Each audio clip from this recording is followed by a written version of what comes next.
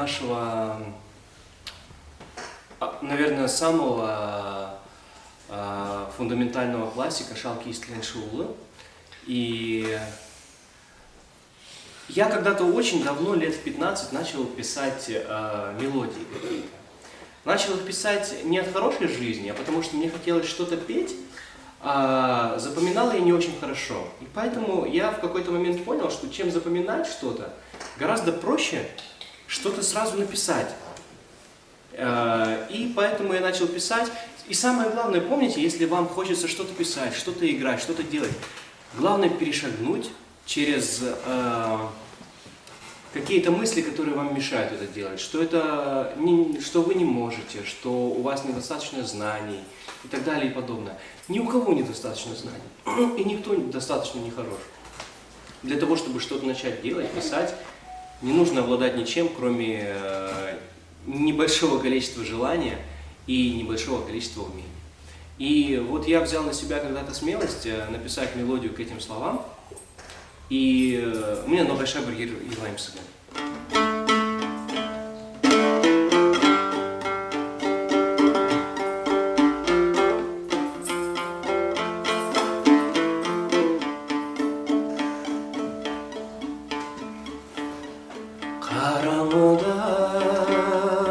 Караңғыдай тұрған едім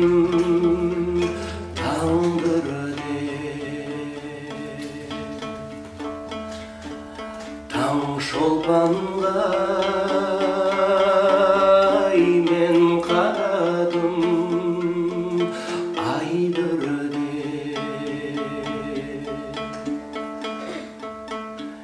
теңізлерге кірген едім сайдырде ноғайыма айыр шығардым байдырде ноғайыма айыр шығардым байдырде.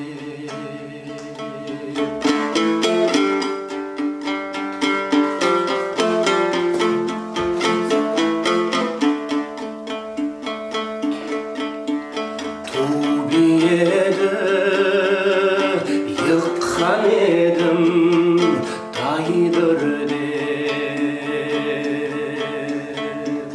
Mırza kızın algan edim baydırdı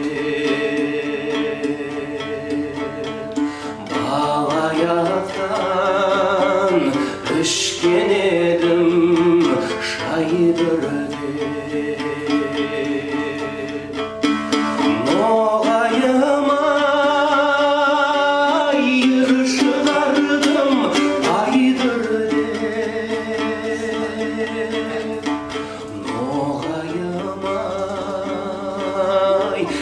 Шығардым байдырде ноғайыма айыр шығардым байдырде ноғайыма айыр шығардым байдырде.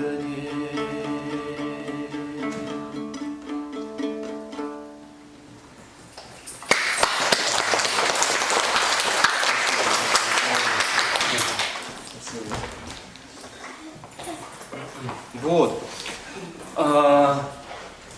Никто не знает, как в XIV веке эти слова интерпретировал сам Шалкиис. Никто понятия не имеет, как это происходило с музыкальной точки зрения. Мы можем только догадываться.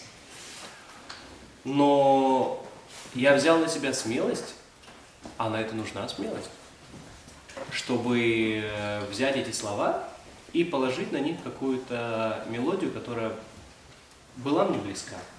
Вот. Поэтому я хочу, чтобы каждый из вас запомнил, не каждый из вас станет музыкантом. Не каждый из вас. Кто-то из вас захочет стать в будущем футболистом, инженером, дизайнером. Но каждый из вас запомнит это время, проведенное в этих стенах музыкальной школы. И вот сейчас я дам совет кому-то из вас, кто, возможно, станет музыкантом. Помните, что для музыканта самое главное условие существования в жизни – это смелость. Не бойтесь никогда ничего. Не бойтесь брать на себя какие-то большие вещи, которые кажутся очень большими. Потому что если вы не сделаете этот шаг, то вы никогда не узнаете, что могло бы быть. Вот. Это самое главное. А знаете еще, что вам хочу сказать? Хочу сказать, что века до 12-го, 12 век, это у нас 1100-е, да? Века до 12-го в западной культуре так уж получилось, все время приходится делать какие-то отсылки, потому что, говоря об одном, нам нужно сказать о другом. Все мы живем так или иначе в мире, который сформировался западной культурой. Культура, которая сформировалась сначала в античной Греции, потом в средневековой, потом в Иудее, потом в средневековой Европе. Вот. И века до 12-го в Западной Европе не предполагали о существовании созвучий. Музыка была исключительно одноголосная. То есть люди собирались, даже если несколько людей собиралось, они пели это все либо в октаву, то есть, понимаете, да, что такое октава? Знаете, художники, объясняю вам. Октава – это когда одна и та же мелодия поется чуть выше и там, чуть ниже, может быть еще ниже. Но это одна и та же мелодия. Вот. И потом, я не знаю, как звали этого человека, кто он был, чем он занимался. Но кому-то в голову пришло, что, оказывается, можно петь не только одной мелодией, а можно делать какое-то созвучие. Можно спеть а можно спеть а, и уже получается у нас это что у нас такое на сольфеджио кто ходит? Та-та, это чистая кварта, если я не ошибаюсь. Вот. Кому-то пришло в голову, что можно петь квартами, квинтами. Это все интервалы. Вот. И таким образом, это я сейчас пытаюсь перед хоровым пением как-то реабилитироваться. Таким образом появляются созвучия. Вот. И люди начинают уже петь несколькими голосами, 2, 3, 4 голоса. Вот. И позже, в принципе, хоровое пение и многоголосное пение это станет вершиной вокального искусства, в принципе. Потому что если кто-то из вас послушает, как поет болгарский хор, народный болгарский хор, это вообще просто нечто невообразимое, потому что те созвучия, которые там они устраивают, они не поддаются вообще никакому эмоциональному описанию. Вот. И поэтому, дети, вот с этих созвучий я перейду на следующее. Если кто-то из вас занимается вокалом, а так как я все-таки по специальности педагог по вокалу, есть кто-то, кто занимается вокалом? Кто-то, вот, есть, да? И я хочу, чтобы вы четко для себя запомнили вот эти мои слова. Главный предмет для вокалиста – это не вокал. Главный предмет для вокалиста – это сольфеджио. Ничего вот в ближайшие годы важнее сольфеджио у вас не будет.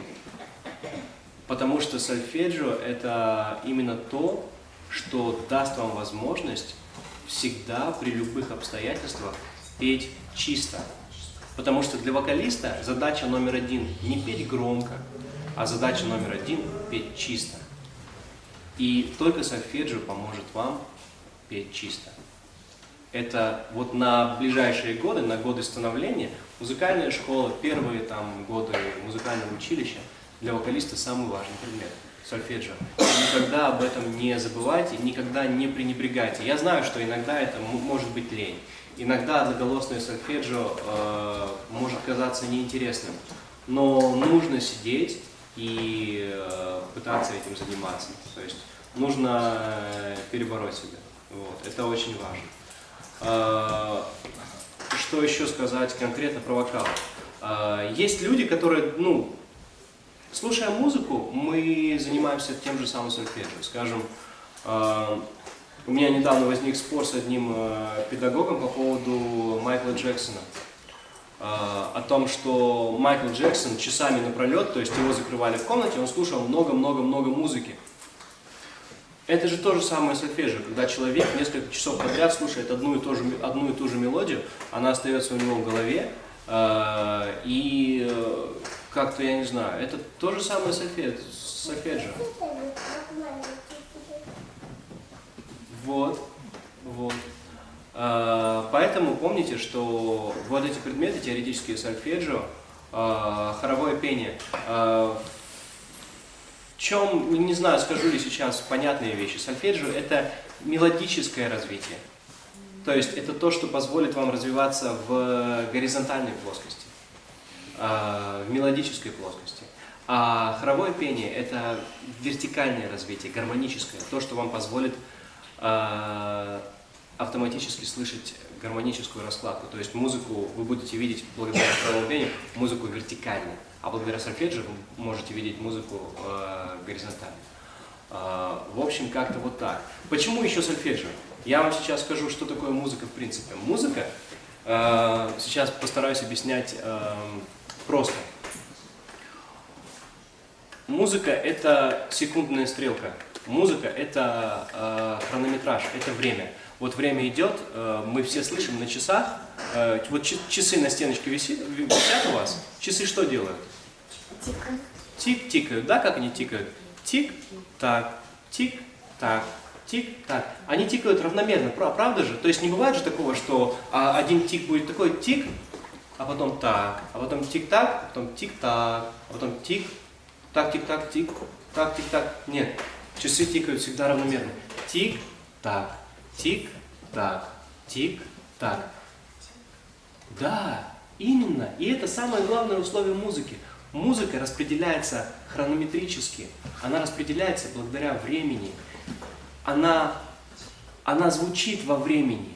Вот в этом тик-таке, вот в определенной тактовой зоне есть там 4 четверти, 2 четверти, 3 четверти. Вот если этих четвертей, если этого хронометража, если этого времени не будет никакой музыки.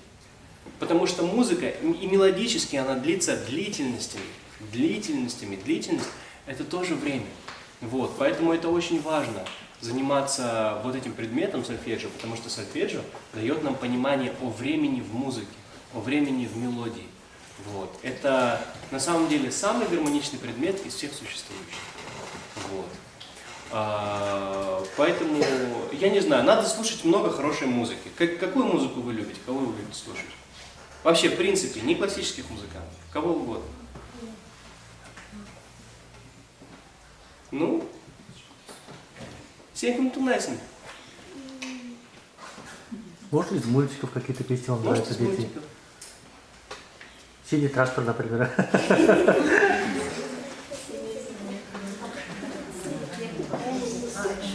Не слушаешь? Все слушаешь? Все это очень много. Все это очень много. Сказать тебе, открыть тебе один секрет.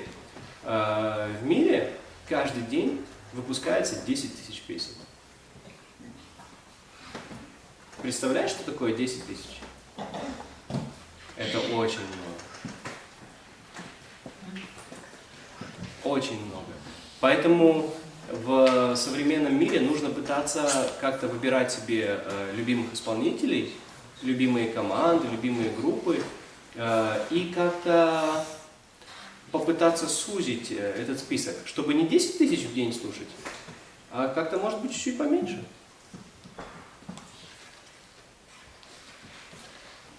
Ну ладно, давайте так. Вы любите больше российских исполнителей или зарубежных? Зарубежных. Здорово, вы мне нравитесь, я тоже. А из зарубежных кого вы любите слушать? Нирвана, Майкл Джексон. Нирвана! Ничего себе, сейчас ты просто меня убила.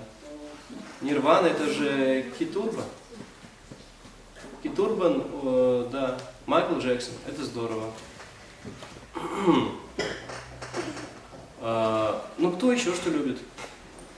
Майкл Джексон идеальный пример интонации. Сольфеджио просто на высочайшем уровне. Может быть, кто-то любит современных исполнителей, Чарли Пут, кто там еще? Селена Гомес. Нет? Что? Мияги? Мияги, ну это так про рэп, да, в основном? Мияги, да. Ну тоже здорово, почему бы и нет, Мияги. Мне послышалось Мияви, есть такой японский исполнитель Мияви Ишихара. Вот. Самое интересное, что нагайская музыка, коль скоро мы здесь сидим, да, в Ногайском районе, то скажу вам, что нагайская музыка тоже не обязана никому ничем. Она не обязана быть вот какой-то такой, какой мы привыкли ее знать и слушать. Нагайская музыка не обязана быть сыграна под дамбру или под орган, или под что угодно. Нагайская музыка — это вы, это я. Вот что я написал, вот это для меня и есть нагайская музыка. Вот. Сегодня мне хочется написать на дамбре, а завтра у меня под рукой гитара, которой здесь нету, да, по-моему, гитары здесь. Вот, завтра у меня под рукой гитара, и я сыграю и напишу что-то под гитару, вот, и как-то вот так. Не знаю, я где-то месяц провел недавно в Анкаре, в Турции, рядом с Арсланбеком Султанбековым, с Сасауом. Вот. Может быть, вы знаете его песню «Дамбра», да? Вот. Кто-то вот не знает. Вот. И там мы тоже, пытались, по крайней мере, заниматься нагайской музыкой. И там мы делали это в более классическом понимании. Много всего вспоминали, с удовольствием вспоминали и Альбия. Столько воспоминаний, прекрасных, теплых, хороших. Вот. Как-то вот так. Не знаю, самое главное, я могу говорить конкретно, предметно про вокал. Могу говорить конкретно, предметно про вокалистов, про написание песен. Могу сказать следующее. По пальцам загинаю. Вокал — это очень сложно. Потому что если ты... Я когда пришел в училище в Гнесинское, я услышал от учителя своего следующую фразу, которую запомнил на всю жизнь. То есть, если ты открываешь рот и поешь, то ты должен быть в числе лучших. Лучшим быть невозможно, потому что очень много людей. Но в числе лучших быть можно. Вот надо стремиться к этому. Если ты занимаешься музыкой, надо всегда стремиться к этому. Это первое. Второе. Нужно всегда держать себя в форме. Потому что занятие вокалом — это тяжелый физический труд. Очень тяжелый физический труд. Занятие вокалом — это потом, это сейчас мы говорим о сольфеджио, потом, когда вы вырастете, если кто-то будет заниматься вокалом, вы подойдете к пониманию дыхания и к занятию дыханием. А дыхание вокальное — это непростая физическая работа. Вот. Поэтому нужно быть к этому всегда готовым. Третье. Нужно быть всегда готовым ментально. Это большая нагрузка на центральную нервную систему, и вы всегда должны быть готовы к тому, что вы будете находиться под прессом. Четвертое. Один раз получив удовольствие от этого, вы поймете, что в жизни у вас нет больше подобного удовольствия, и сравнить его ни с чем. Когда ты, я даже не говорю о сцене, я не говорю о тысячах людей перед тобой. Я говорю о том, что когда ты начинаешь петь, И когда у тебя это получилось, когда ты ощутил некую гармонию, то с тобой что-то происходит, и ты не можешь забыть этого никогда. Ты ощущаешь это, и это чувство, оно в тебе вот на протяжении всей твоей жизни будет тебя сопровождать. Вот. И если кто-то из вас однажды это почувствует, вы поймете, о чем я говорю. Потому что музыка она реально делает человека лучше. Мы сейчас говорим о таких простых вещах с вами, дети, но когда-нибудь музыка, может быть, кого-то из вас, песня хорошая, остановит на краю чего-то. Может быть, когда-то вы вспомните, кому-то из вас будет очень плохо, а вы вспомните хорошую песню, и вы поймете, что все на самом деле нормально, что жизнь хороша, что мама и папа вас любят, что жизнь прекрасна. И вот основная функция музыки как раз в этом и заключается, чтобы давать понять людям, что жизнь очень хороша, что жизнь хороша. Вот и все, собственно говоря. Вот. Я бы вам, наверное, спел что-нибудь, что бы вы хотели услышать, я даже не знаю. Наверное, на инструменте, может быть. Или, может быть, мы вместе могли бы что-нибудь спеть. Вот кто занимается вокалом, что вы поете? Да, давайте сделаем мастер-класс, настоящий мастер-класс, такой по-взрослому. Песня делится по каким критериям? Это первый куплет, припев, второй куплет, припев, может быть бридж, дальше еще припев. Запоминайте сейчас. Очень грубо говорю. Первый куплет начинается очень просто. То есть это введение в песню. Это мы не орем, мы не кричим. Мы просто его практически проговариваем, просто в мелодической линии. Давайте всем удобно, какая будет нота. Так.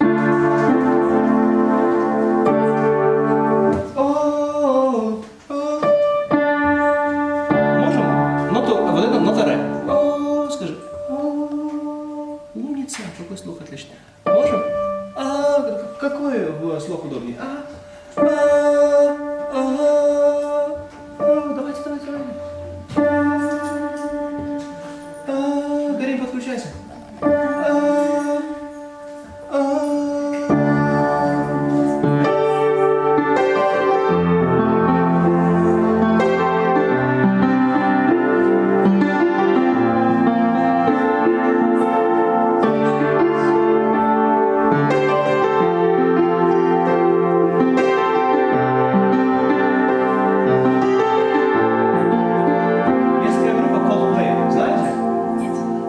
Солист Крис Мартин.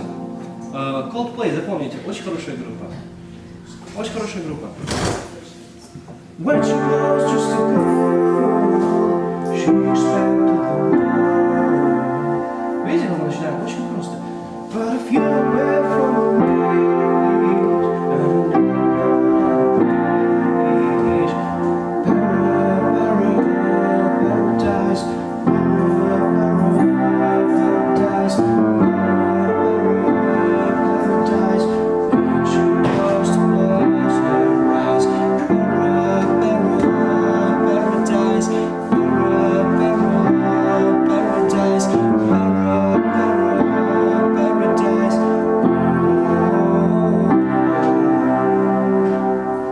простая песня, очень простая мелодия, которую нужно петь вот так вот очень просто, то есть без форсирования звука. Можно ее спеть очень громче, можно спеть активнее, но главное, не форсируя звук. Это самое главное. Вот первое начало первых куплетов, практически любых песен, мы не нападаем. Знаешь, есть агрессия, есть чуть поспокойнее. Мы начинаем всегда спокойнее. Всегда спокойнее. Вот. Я, к сожалению, мало знаю русских песен, вот, и как-то так.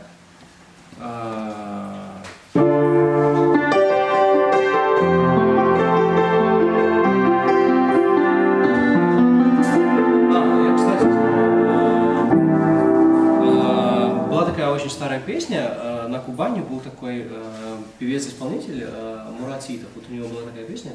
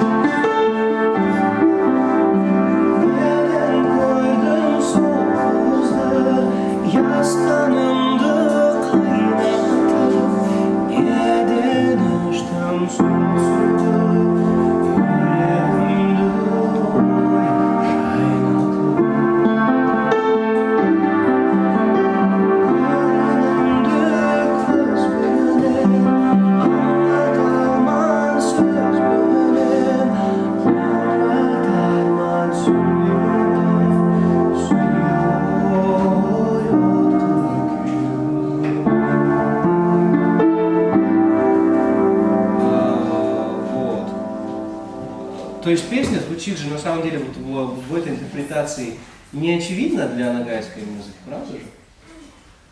Она звучит как бы, если бы это была какая-то, ну не знаю, ну песня не русская какая-то, да, иностранная какая-то. Вот. И помните, что ногайская музыка и ногайская песня, она не обязана быть привязанной к какому-то шаблону звучания. Она может быть какой угодно. Вот какой вы сами захотите. Какой ты хочешь, вот так все это и будет звучать. Вот. Не знаю. И помните, что для занятий вокалом очень важная штука изучение английского языка. Потому что в английском языке звукообразование, звукоизвлечение происходит чуть по-другому, чем в русском языке. И изучая английский язык, вы изучаете не только, собственно, сам построение языка, language, так называемый. Вы вместе с этим изучаете звукоизвлечение. Вы вместе с этим изучаете постановку позиции, речевой позиции в английском языке. Это очень важно. Если хотите прям круто петь, изучайте английский язык. Прям обязательно. У тебя в школе есть английский язык? Вот. My name is Renat. And your name? Скажи, my name is? Вот, отлично. Это, короче, очень важные моменты. Инструмент. Если, короче, инструмент дает очень много возможностей для вокалиста. Вообще в современном мире ценность вокалиста очень сильно уменьшилась. И если вокалист не дает чего-то большего, чем просто вокал, чем просто исполнение песни, он резко теряет в своих акциях. Вот.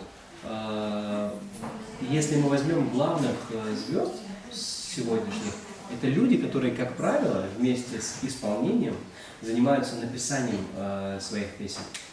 Селена Гомес, Деми Ловато, там, Чарли Пут, Эд Ширан. Мы можем много-много перечислять, и, как правило, все эти люди занимаются написанием песен в том числе. А для того, чтобы прийти к написанию песен, вам все равно рано или поздно на каком-то этапе потребуется инструмент. И поэтому, чем раньше вы поймете вот эти вот три основополагающие вещи для себя, сольфеджио, английский язык, инструмент, тем большим набором знаний вы будете обладать. Вот, это прям, ну, то, что нужно. Прям очень нужно. Вот. Поэтому английский язык всегда делай домашнюю работу по английскому языку. Можешь иногда не делать по другим предметам, но по английскому языку всегда. Вот. Будешь? Честно? Правда. Хорошо. Вот. Не знаю. И работа с дыханием. Что? Я, допустим, вот сегодня не распевался. На самом деле, открою секрет, не так давно проснулся. Давайте попробуем посмотреть, что такое дыхание. Вот мы подключаем простую речевую позицию, да?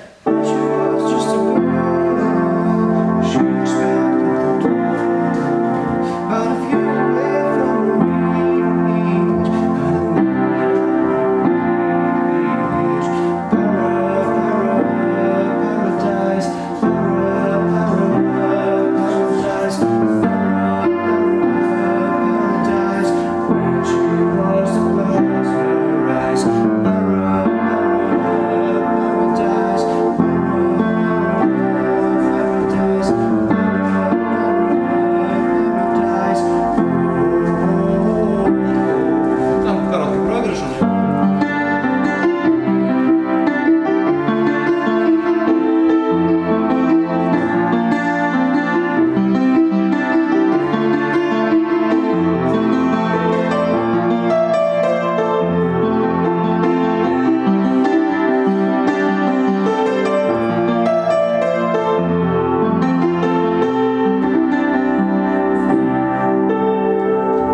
И сейчас мы подключаем только дыхание, да, у нас нет распевки, ничего. Мы подключаем дыхание, и возможно, мы споем чуть громче.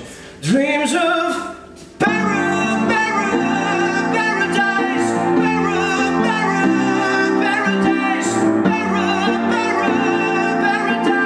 When she was to close her eyes, paradise,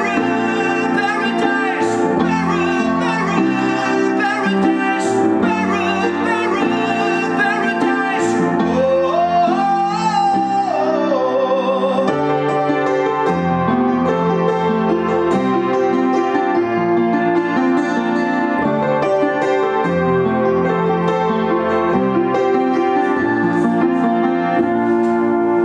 Вот за счет чего я сейчас спел громко? Не за счет давления на звук, не за счет... Мы просто подключили дыхание. В целом все осталось ровно так же, как и было. Мы просто подключили, дали чуть-чуть напора на дыхание, и звук пошел громкий. Вот и все. Вообще ничего для этого не нужно. Открою вообще самый простой секрет развития дыхания. Скакалка. Просто прыгайте на скакалке и все. На самом деле это работает. Это работает. Что вам еще показать? Покажу сейчас очень простые, штуки, которые ни один из вас не будет делать. Потому что, мало кто это делает. Но эти простые штуки, они работают. Смотрите, давайте встанем. Берем ручки вот так. Берем ручки вот так. Да? И начинаем просто шмыгать. И ручки опускать вниз, вот так, вот так, вот так, вот так. И на каждое опускание мы шмыгаем вот так.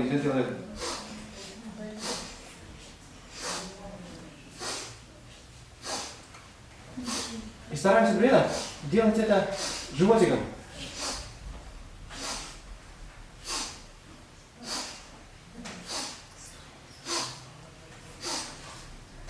Чувствуете, как кислород идет в головку уже?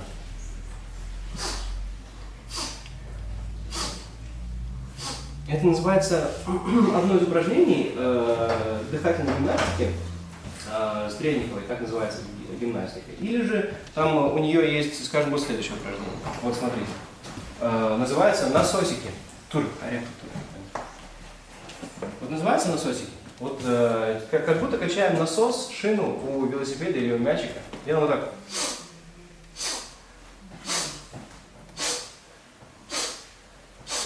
Смотришься как придурок полный, да? Просто, да. Но иногда надо забывать о том, как ты смотришься. Вот. И вот, или, скажем, еще проще упражнение из той же штуки. Делаем вот так. Сжимаем кулачки. Сжимаем, но при этом поворачиваем голову просто в разные стороны. Сюда, сюда, сюда, сюда. И на каждый поворот шмыгаем. Вот давайте вместе. 3-4.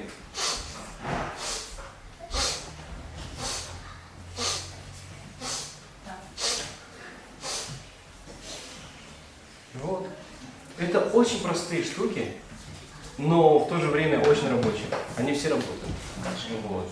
И это все очень важно для вокалиста. По крайней мере, вот на каком-то этапе, если вы на каком-то этапе, ну хотя бы там полгодика, годик будете выполнять вот подобные упражнения, то ваше дыхание пойдет вверх. И будете дышать лучше. Гораздо чувствовать это дыхание будете лучше. Вот. Как-то вот так. И скакалочка. Что мы запомнили из нужных для вокалиста вещей? Скакалочка, дыхательная гимнастика, сольфеджио, английский язык. Вот на вот данном этапе развития, если вы хотя бы будете активно заниматься английским языком и сольфеджио, нет, ну это все надо работать вместе. Английский язык, сольфеджио, скакалочка. И, конечно, желательно дыхательная гимнастика. И тогда, так или иначе, вокал пойдет вверх. Будете... И самое главное, вокалисты, помните, что главное не громко, главное чисто. Это самое главное. Потому что если громко и грязно, то это ужасно. А если чисто, то это всегда очень славно, очень здорово. Вот. Не бывает идеальных вокалистов. У всех есть свои минусы. И задача вот сначала вашего педагога, а потом ваша личная задача, если кто-то из вас будет заниматься вокалом, это максимально скрыть свои минусы, желательно так, чтобы о них вообще никто не знал, и максимально дать вперед свои плюсы. То есть у каждого человека, у каждого мастера есть какие-то плюсы, есть его какие-то хорошие стороны, светлые стороны. И ваша максимальная задача максимально убрать назад, прибрать минусы, чтобы их никто не видел. И максимально выбить вперед свои хорошие стороны. Вот и все. Как-то вот так. И обязательно слушать хорошую музыку. Обязательно.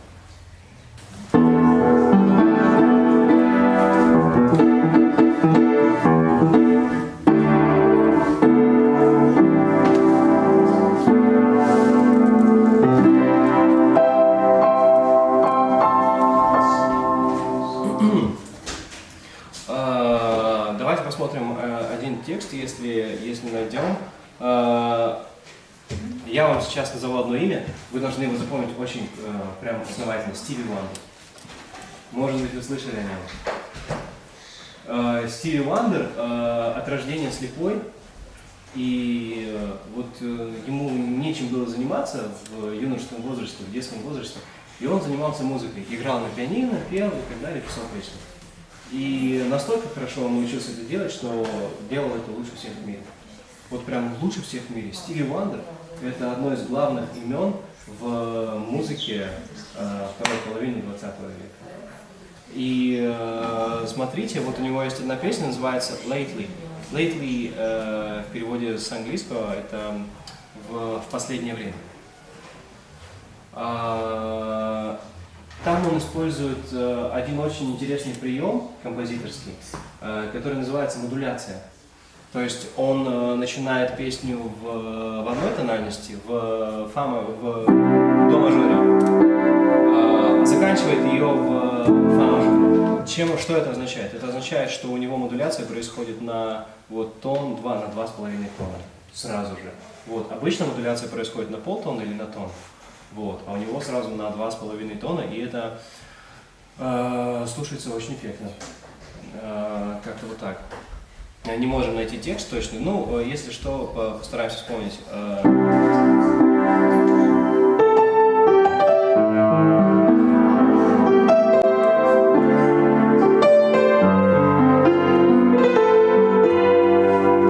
Смотрите, как он вкрадчиво, мягко начинает эту песню, очень вкрадчиво и мягко. Вот, не забывайте, это самое главное условие начала песни. Мягко, без агрессии, если песня не агрессивная сама по себе. Вкрадчиво. Lately I've been building in a memory. And with all the picking me apart.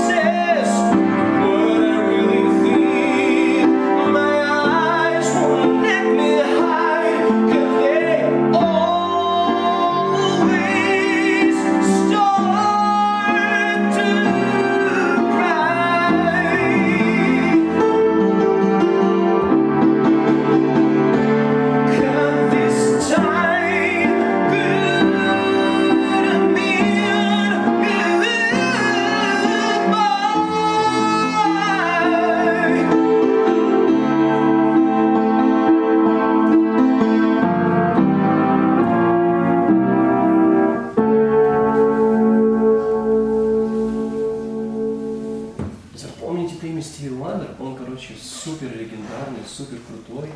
И вообще в целом для вокалистов, для любых музыкантов, кто занимается современной музыкой, его изучение это прям одно из самых главных вообще, что может быть.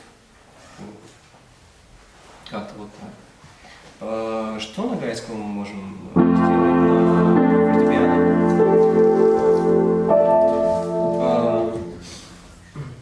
Я как-то писал вариацию, мы пели песню Мухарби Ситова. Она вообще в идеале, в оригинале звучит вот следующим образом.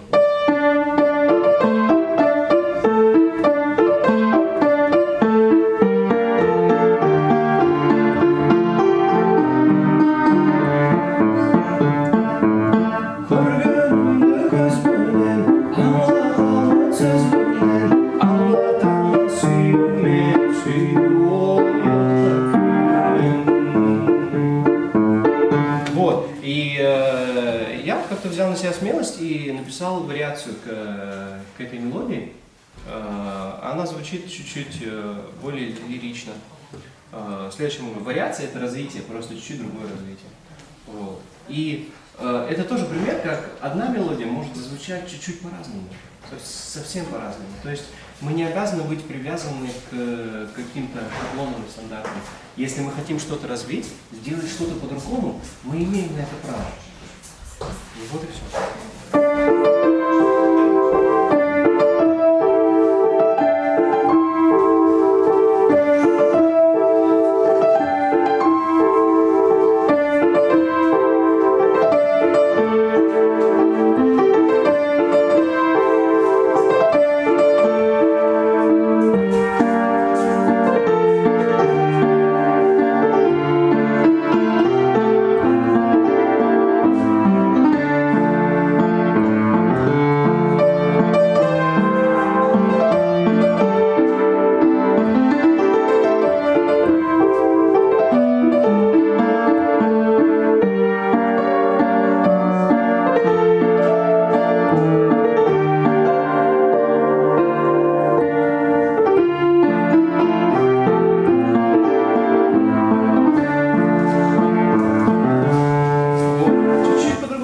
Добавили каких-то других длительностей, добавили каких-то других аккордов, и мелодия зазвучала совсем по-другому. Вот. И помните, что вы можете менять. Это, короче, музыка и вообще в целом композиторское искусство любое, это как лего, как конструктор. Мы можем башню взять отсюда, фундамент взять отсюда, что-то и выстраивать мелодию и структуру песни так, как сами захотите. Вот. Это очень важно. Поэтому, собственно, как-то так. Не знаю. Что я по-нагайски могу исполнить для вас на фортепиано? Не знаю. По-нагайски, кстати говоря, я пишу свои песни. У меня довольно много песен на нагайском, но я их всех пишу в основном на гитаре. То есть с помощью гитарных рифов, там, с гитарной музыкой.